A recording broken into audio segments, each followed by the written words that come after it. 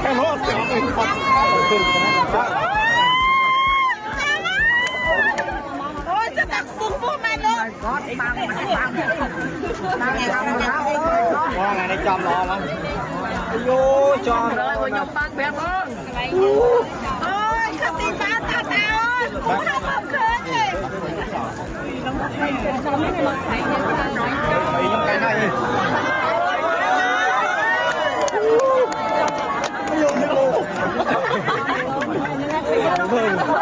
เคยยัง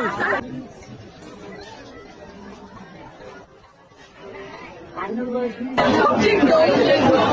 โอ้ยจะตื่นตาเป็นเชียร์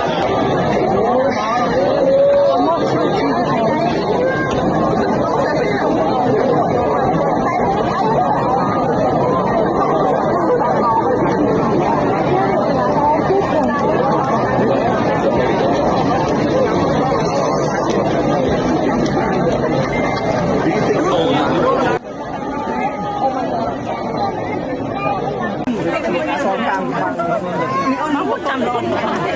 เชียร์อันนี้เชียร์นะจังไปแล้วไปต้มนี่ไอ้มูมาเนี่ยทำอะไรต้องพูดจำไปแต่ทำไมเป็นเชียร์